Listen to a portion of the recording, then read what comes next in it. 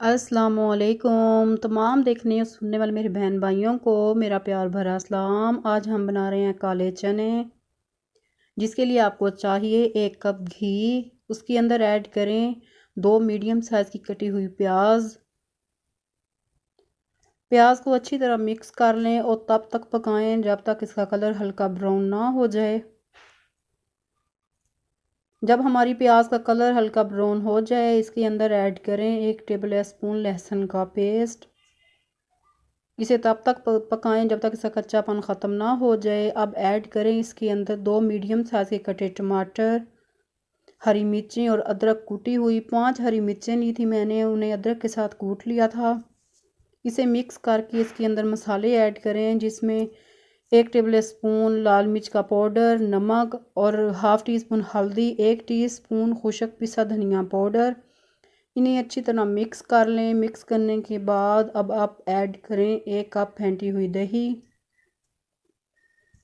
दही ऐड करने के बाद तब तक पकाएं जब तक दही का पानी खुश्क ना हो जाए।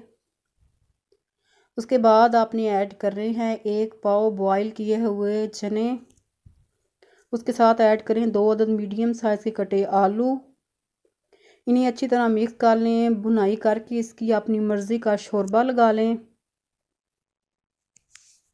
जब हमारा शोरबा पक जाए, इसके अंदर ऐड कर लें कटा धनिया, 1 टीस्पून गरम मसाला पाउडर, 2 टीस्पून मेथी। इन्हें अच्छी तरह मिक्स कर लें। उसके बाद ऐड कर लें 1 लेमन का जूस। लेमन जूस मिक्स करने के बाद इसे आप 5 मिनट पे दम पे रखें। 5 मिनट के बाद हमारा मज़ेदार आलू काले चने का सालन तैयार। इसे आप रोटी के साथ सर्व करें, नान के साथ सर्व करें, चाहे बॉयल किए हुए चावलों के साथ सर्व करें।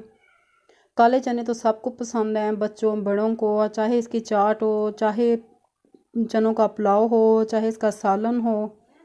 रेसिपी अच्छी लगे इसे लाइक करना, शेयर करना, चैनल को सब्सक्राइब करना, बेल आइकन को प्रेस करना और फीडबैक देना।